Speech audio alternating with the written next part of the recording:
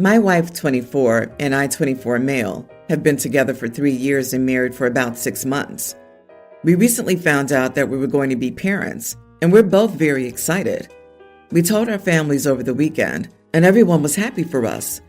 This morning, I got a text from my wife's sister, 21, saying that she knows that women can get emotionally and physically abusive and can put a stop to intimacy during pregnancy, and that she's willing to help me out anytime that I'm in need emotionally or otherwise during and after the pregnancy.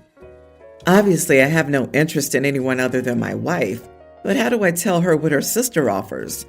My wife has always been there for her sister, and they've always been super close. Her sister was the maid of honor at our wedding. I don't want my wife to lose that bond, and it would destroy her if she found out that her sister was willing to betray her like that. At the same time, her sister's a snake and is willing to ruin our marriage and the life of her soon-to-be nephew or niece for what I'm guessing is a childish crush on me.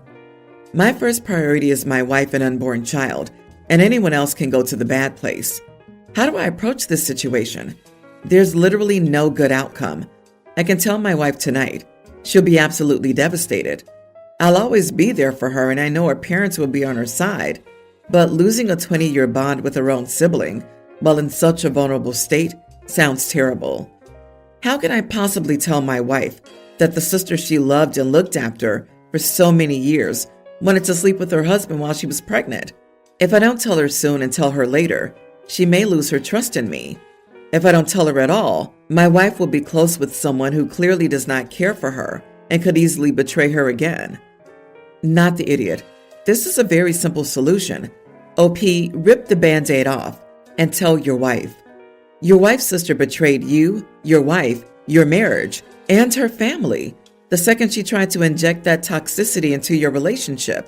This type of person is the same kind of manipulative excrement that will turn around and say that she was testing your loyalty to her sister, your wife, if you give her any warning at all that you might tell your wife. Don't give her the opportunity to manipulate.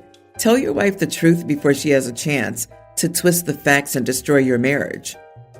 Yep, OP could preface it by saying, "Hey, I don't know why your sister sent me this, but I'm not okay with it," even if she's joking or intoxicated. But either way, sorry, dude. You must tell your wife tonight. Otherwise, sister-in-law is going to twist it and try to make it look like this was your idea. Show your wife the text. It's proof that your wife's sister was hitting on you, not the other way around. My cynical butt was like, wife put sister up to this as a test because she's feeling scared. I hate the world, man. But hey, maybe it's just a devious idiot little sister trying to get back at her big sister for some crap that happened in middle school or something. What do I know? Honestly, I'd rather that be the case. I haven't seen it, but I've heard pregnancies can heavily screw with your head. And I'd rather a very dumb and irrational decision was made rather than your best friend by birth being your biggest traitor. Pregnancy can mess with unstable, jealous sisters, the non-pregnant ones. My wife had to cut her sister off because she was mental when my wife was pregnant, texting her every day, telling her that her husband, me, is probably cheating on her, etc. After our daughter was born, we tried to give sister-in-law a second chance and made every effort to be nice to her and let her be a part of the family. But no, she couldn't hold it together. She snapped and went mental on a family holiday and ended up punching our preschool daughter in the back of the head. Sometimes you gotta know when to cut someone out of your life before the crap hits the fan. She's a true psychopath, the same person who's burnt every bridge with every friend she's ever had. I, 32 female, am a single mother of 2 kids, a young male grammar schooler and a female infant. I'm a single mother by choice. My kids are donor conceived. I'm lucky enough to have a good job, French teacher in a private school, and a paid-off house, parents' life insurance and inheritance. Before I had either of my kids, I made sure to have a year's living expenses saved, and I would take a sabbatical to recover from birth, as well as bond with my kids. While on sabbatical, I still tutor some kids for some extra income. My friend, 34 female, just had a baby a couple of months ago. She's the breadwinner in her household, and her husband's been unemployed since he was laid off during the global issue. It was great to be pregnant at the same time, as well as having a friend with a newborn, but it's turned sour. She's been saying how jealous she is of me being able to take off a whole year from work, how she would have loved to not have to worry about losing their home, how she doesn't even have a couple of $100s in her savings account, let alone a whole year's worth of living expenses. I usually ignore it or brush it off because I can understand the stress she's under. Well, starting about 10 days ago, she started hinting at not being able to afford daycare, and any mention of her husband taking care of their kid is brushed off.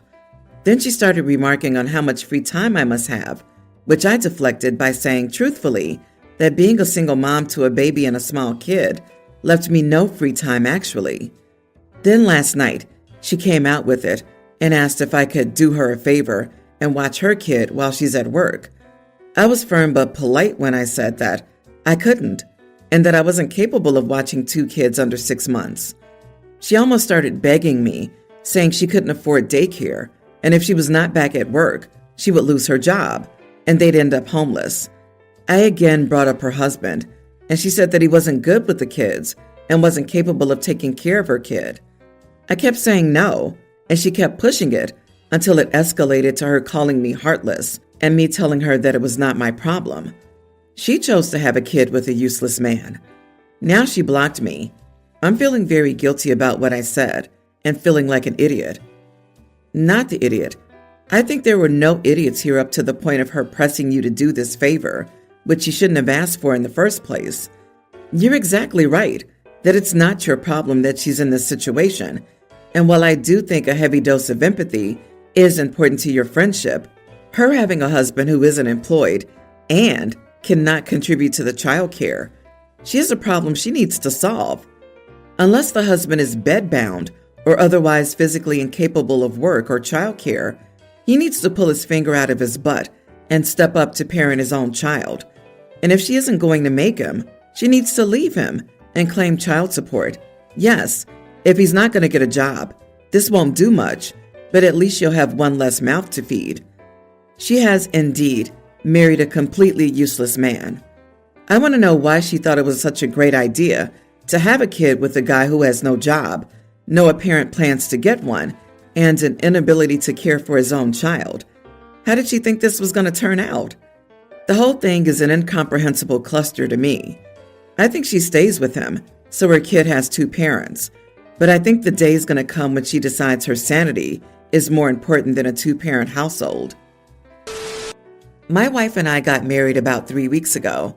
I love her and I have no regrets about marrying her, but we both massively regret having a traditional wedding when we both wanted to elope. We ended up not eloping due to family pressure, mostly from her parents, who made her feel bad being their only daughter and potentially denying them the chance to see their daughter get married. She said she'd regret having her moment. In actuality, it seemed that they just wanted to have a moment. The last year was so full of unnecessary drama, and while each of our parents contributed to paying for the wedding, we still ended up putting up a lot ourselves. Everything just kept getting more and more expensive. Not that we expected to get a ton in wedding gifts, but the cash gifts we got did not make up for what we paid. Overall, it was a year of stress. A bunch of drama over things like who should be at the wedding party, invited to the wedding, and all the wedding drama I've always heard about. The actual day wasn't fun either. Both of us get mild social anxiety, big part of why both of us wanted to elope, and it wasn't as bad as we expected it to be. We got back from our honeymoon Thursday, and this weekend we were at our parents' house for Father's Day. They really wanted to pat themselves on the back for convincing us to do the traditional wedding and kept making comments like, "See, wasn't that so much fun?" At first we'd politely agree and try to change the subject. Still, I kind of broke towards the end of the night when they made a suggestion that we disagreed with. My mother-in-law said, "Oh, honey, of course it's your decision. But just remember, I was right about the wedding, and I think I was right about this." I just lost it, and then told them all about how much we hated the experience. They asked my wife if it was true, and she broke down and said it was 100% true. She hated the whole experience. We left shortly after, but then this morning her dad called me, saying how rude I was and how he wanted me to go over there and apologize to his wife in person. I don't think that I should, but I just wanted to get some outside perspective. Not the idiot. Your parents bullied you into something they wanted and made you pay for it in more ways than one. They pulled the do it for the family card, didn't they? We see this so much in this subreddit. You don't need to apologize. Notice how your father-in-law isn't asking his daughter to apologize. They're still playing the blame game. What about your parents? I hope they regret their part in this too. I wouldn't be surprised if your wife breaks down and apologizes anyway. Just be prepared for more bullying if and when you decide to have kids. Their names, who will watch them, the gifts, the baby shower.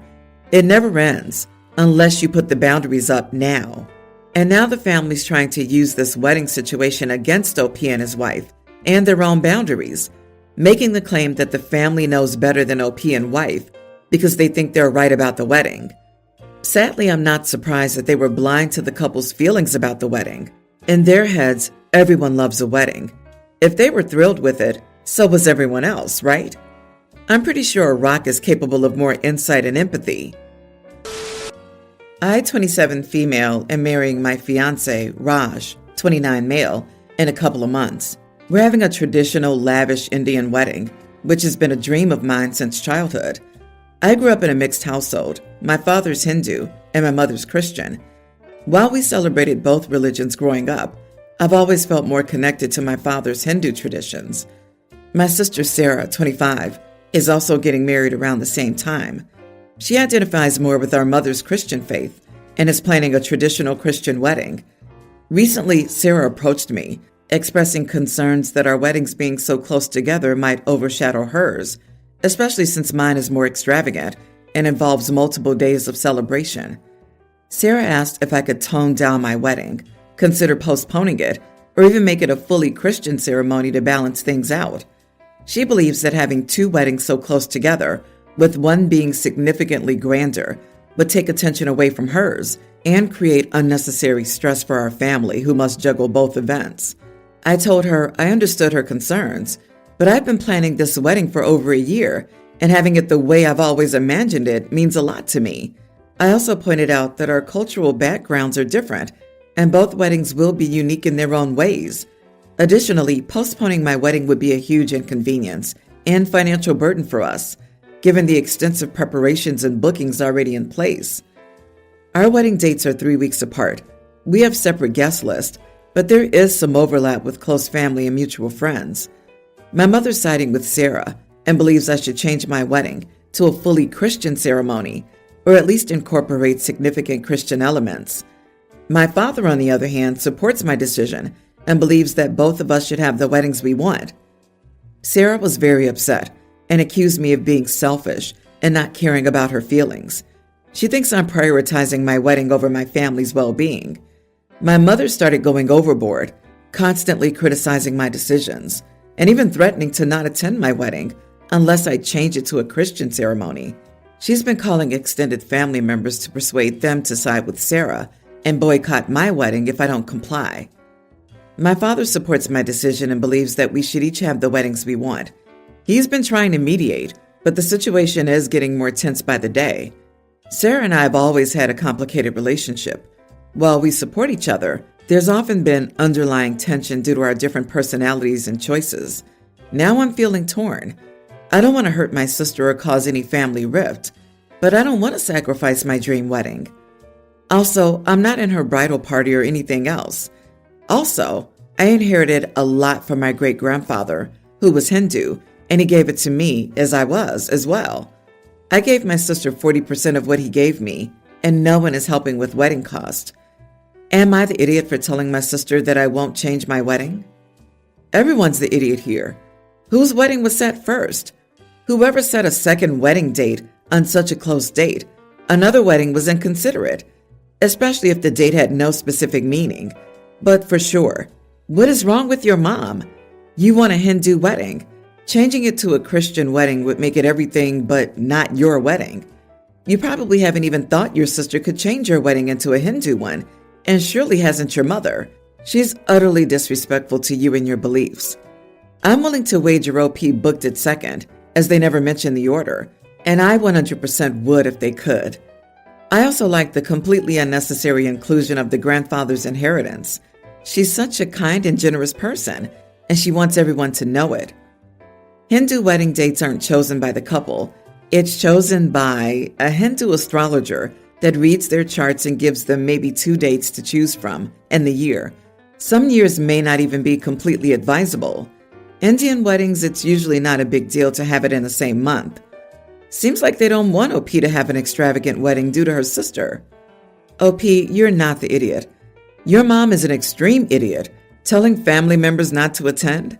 Go and see with your mama after this. That's some intense toxicity. I'm honestly wondering if the mother put the idea in the sister's head to begin with, considering how hard she's pushing for it.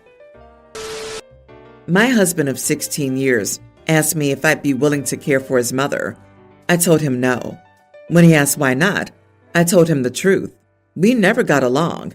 She's always been passive-aggressive towards me.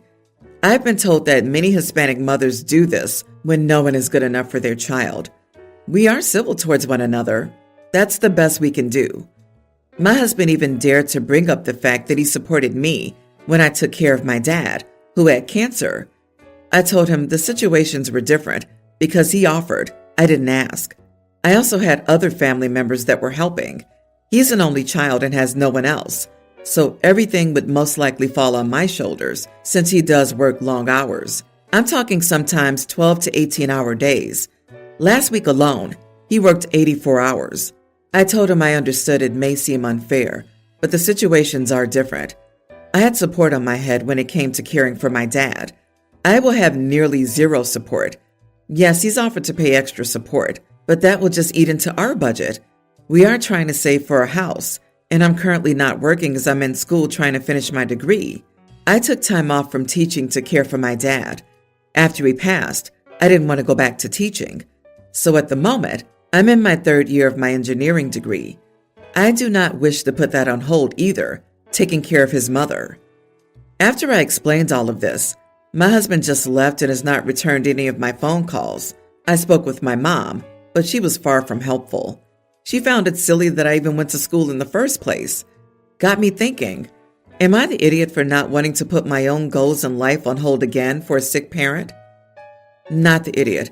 However, OP, you might want to quickly figure out how you're going to support yourself, pay for your education, and save for that house by yourself, because it sounds like your husband is going to be your ex-husband soon, and he'll be spending all that money on his mother's care.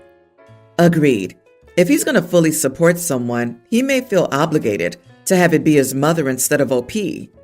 I wouldn't be willing to be a caretaker for my mother-in-law, or really any parent, if I could avoid it. Still, I'd get my butt back to work so my husband can pay for a home or a caretaker, or work less so he can be there for her. The OP loves what her husband provides her, nothing else. She doesn't bring solutions to the table because they would all eat into her cash cow. Lady, you are the idiot. What should your husband do about his mom? Should he do nothing? Let her go to a government facility that is pretty crappy? You don't seem to be willing to allow him to spend anything meaningful on his mom either, which may make you an idiot. I know you don't like his mom, but if you love him, you will help him figure out an approach he feels good about.